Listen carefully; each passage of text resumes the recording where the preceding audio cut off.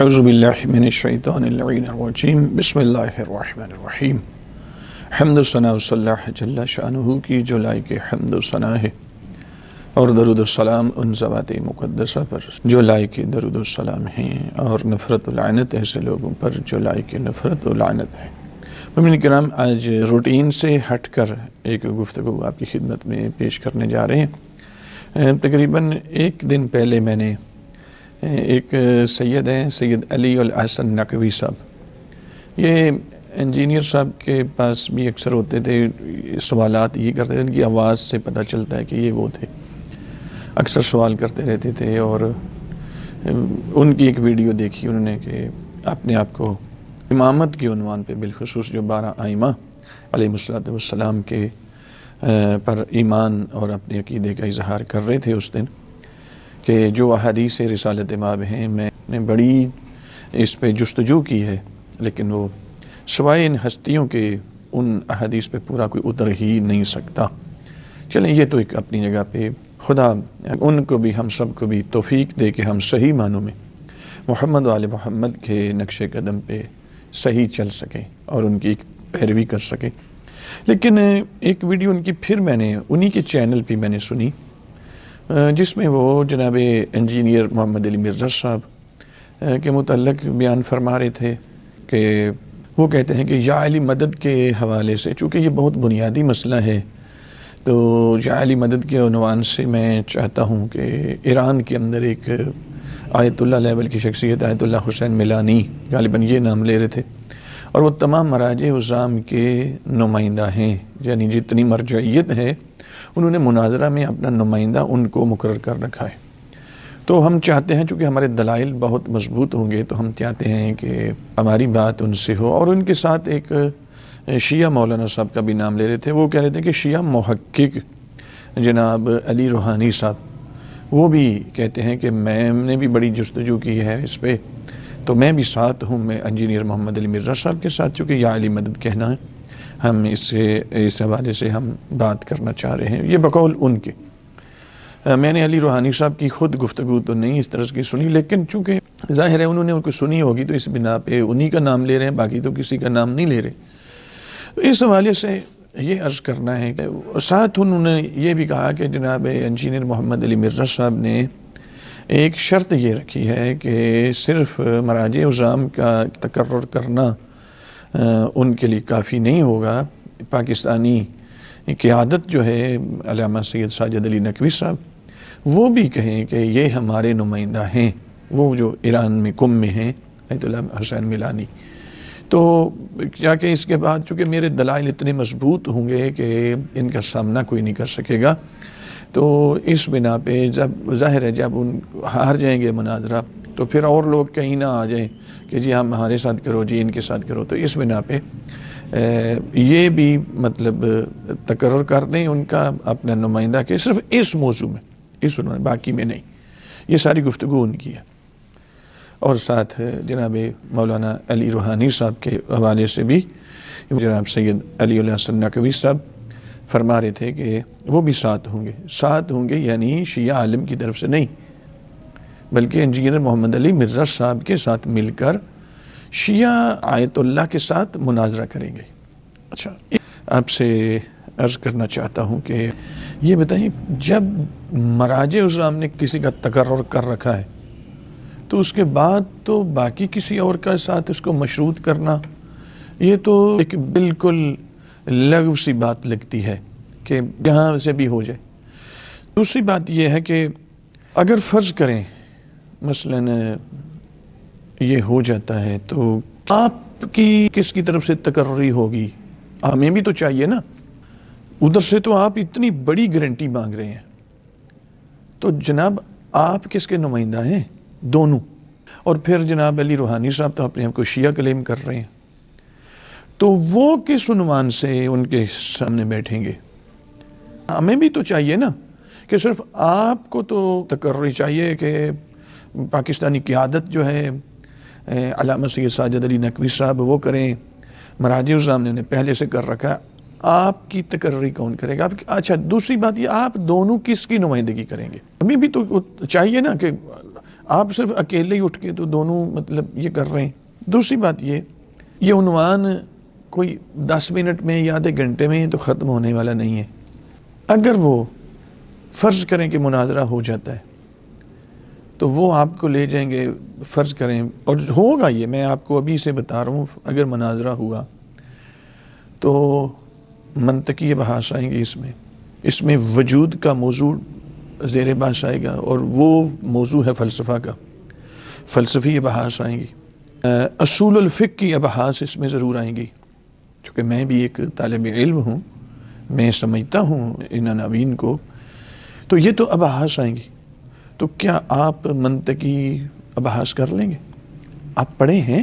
میں نے جو آپ دونوں شخصیات کو دیکھا ہے کہ نہ آپ منطق پڑھے ہیں، بلکہ حوزوی علوم اب دونوں میں سے مجھے نہیں لگ رہا، ہو سکتا کہیں چھپ کرنا آپ نے پڑھ لیا ہو، بہرحال مجھے نہیں لگ رہا کہ کہیں اور مثلا فلسفہ، اصول الفقہ جو الفاظ سے بحث کرتا ہے، اس کا موضوع یہ ہے، یہ بحث آئیں گی۔ آپ پڑھے ہیں؟ آپ مطلب اتنی بڑی شخصیت کے ساتھ، اور قوم سے ادھر مطلب بر صغیر میں، پاکستان میں آپ کو کوئی بندہ ہی اپنے لیول کا نظر نہیں آ رہا، آپ ادھر جا رہے ہیں۔ یہ بتائیں کہ کیا آپ یہ بحث کر لیں گے؟ اور دوسری بات یہ ہے، مولانا علی روحانی صاحب، انہوں نے ایک اپنی تبلیغی جماعت بھی یہ بھی سنا ہے کہ بنائی ہے انہوں نے، لیکن میں نے 1-2 ویڈیو ان کی، ایک آدھی، 2 بھی پوری نہیں سنی، تقریباً 1.5 ویڈیو سنی، ایک آدھی سنی، ایک پوری سنی ہے ان کی۔ ان کا تو تلفظ بھی ابھی صحیح نہیں، میں نے خود تھوڑا سا سنا ہے ان کو، تو اس میں بتا رہا ہوں آپ کو، بہت زیادہ ویڈیو سنیں تو بہت کچھ نکل آئے گا۔ وہ وقت کو وقت پڑھتے ہیں، مستحب کو مستحب پڑھتے ہیں، وہ مسلمات کو مسلمات پڑھ رہے ہوتے ہیں۔ تو آپ اور یہ مل کر مقابلہ کریں گے اتنی بڑی شخصیت کا، جن کو مراجع سامنے اپنا نمائندہ، پوری ملت کی نمائندگی ایک شخصیت کر رہی ہے، آپ ان کے ساتھ بحث کریں گے؟ تو آپ ابھی اوروں کی چھوڑیں، آپ توحید پہ بحث کر رہے ہیں، آپ اپنے تلفظ تو ٹھیک کر لیں، یہ بہت دور کی باتیں ہیں آپ دی۔ اچھا، دوسری بات یہ ہے کہ مثلا فرض کریں مناظرہ ہوتا ہے، تو مناظرہ میں تنقیح موضوع، چونکہ موضوع آپ نے منتخب کیا نا، مثلا وہی کہہ دیں کہ اس تنقیح موضوع کرو ذرا، تو کر لیں گے آپ کیوں اپنے آپ کو، آپ کی ایک عزت بنی ہوئی ہے، کیوں اپنی عزت کو خراب کرنے لگے؟ سنیں، آپ کو اندازہ نہیں ہے، بزرگان، بہت بڑی شخصیات علمی اعتبار سے، گلف کنٹریز نے پچھلے سالوں میں 150 چینلز کھولے عربی زبان میں، جو 24 گھنٹے تشیع کے خلاف وہ گفتگو کرتے تھے۔ جو الزام تراشی ان 150 چینل گلف کنٹریز کے اندر عربی زبان میں، مطلب عربی زبان ایک بہت سارے ممالک میں بولی جاتی ہے، تو عربی لینگویج میں وہ 150 چینلز کا کام ہی صرف ان کو ہدف ہی صرف یہ دیا گیا، گلف کنٹریز حکومتوں کی طرف سے، حکومتی پشت بنائی تھی کہ شیعت کا، تشیع کا امیج خراب کرنا ہے، تو وہ کام کرنے لگے۔ ہمارے ایک عالم دین قم میں سرکاری چینل پر بیٹھ کر جواب دینے لگے، 6 مہینے جواب دیے، 147 چینل بند ہو گئے، ایک بندے کا سامنا نہیں کر سکے۔ 150 چینل میں سے 147 چینلز بند ہو گئے۔ حضرت صاحب، آپ کس چکر میں پڑے ہیں؟ آپ اہل مطالعہ ہیں، آپ اہل علم نہیں ہیں، آپ معلومات کو، اپنی سٹڈی کو علم کا درجہ دے رہے ہیں۔ ویسے آپ کو بتاؤں میں، آپ کو یا علی مدد تو صرف چبن ہو رہی ہے آپ کو، یہ تو دنیا کے معاملات ہیں نا، دنیا میں ہمارا عقیدہ آقا دو جہان صلی اللہ علیہ وآلہ وسلم کی احادیث کے مطابق، اور وہ احادیث جو اہل سنت کی کتب میں بھی ہیں، اہل تشیع کی کتب میں بھی ہیں، کہ صرف دنیا میں نہیں، وہ وقت نزاع پہ بھی ہماری مدد کرتے ہیں، قبر کے اندر بھی ہماری مدد ہوتی ہے۔ یہ میرے آقا نبی اکرم صلی اللہ علیہ وآلہ وسلم کی حدیث ہے کہ یا علی، تیرا چاہنے والا 3 مواقع پہ بہت مسرور ہوگا، اور تجھ سے بغض رکھنے والا، تیرا انکار کرنے والا انہی 3 مواقع پہ بہت بڑے خسارے میں ہوگا۔ یا رسول اللہ صلی اللہ علیہ وآلہ وسلم، وہ کون سے 3 مواقع ہیں؟ تو میرے آقا فرماتے ہیں پہلا موقع، مشکل ترین لمحہ، آج تو میں کر نہیں رہا، تو میں تو صرف آپ کی خدمت میں عرض یہ کر رہا ہوں کہ آپ ذرا کم از کم اپنی آپ کو دیکھیں، اپنی عزت کو خراب نہ کریں۔ تو میرے آقا سے پوچھا گیا یا رسول اللہ صلی اللہ علیہ وآلہ وسلم، وہ کون سے مواقع؟ کہا پہلا مرحلہ ہے جو مشکل ترین مرحلہ ہے، وہ مومن پہ آتا ہے وقت نزاع، جب اس کی روح قبض کرنے کا وقت، یہ انتہائی مشکل لمحات ہوتے ہیں۔ میرے آقا فرماتے ہیں کہ اس وقت آپ کا چاہنے والا مسرور ہوگا، چونکہ اس وقت ادھر ملک الموت آ رہا ہوگا، ادھر آپ کا چاہنے والا آپ کے چہرے کی زیارت کر کے مسرور ہو رہا ہوگا۔ پھر قبر کے اندر، مطلب یہ حدیث ہے سرکار ختمی مرتبہ صلی اللہ علیہ وآلہ وسلم کی۔ تو ہمارا عقیدہ تو بھیا صرف یہ نہیں ہے، وقت نزاع پہ بھی ہماری مدد ہوتی ہے اور کرتے ہیں، ہم انہیں مددگار مانتے ہیں، اور یہ اللہ کی طرف سے نصب شدہ ہیں۔ ذہن میں رکھنا، بندوں کا بنایا ہوا ہو نا، اور اس کو آپ بطور وسیلہ مقرر کریں اور مانیں تو یہ شرک ہوگا، لیکن جو خدا کی طرف سے مقرر کیا ہوا ہے اس کا انکار بھی کفر ہوتا ہے۔ آدم علیہ السلام کا انکار کیا تھا، توحید پہ تو ابلیس کا بھی ایمان تھا، قیامت کو بھی مانتا تھا، لیکن اللہ کے بنائے ہوئے حجت خدا کا انکار کیا، خدا نے رجیم بھی کہا، جنت سے بھی نکال دیا، یہ سارا کچھ۔ تو میں آپ سے کہوں گا کہ آپ کم از کم اپنے آپ کو دیکھیں۔ کیوں؟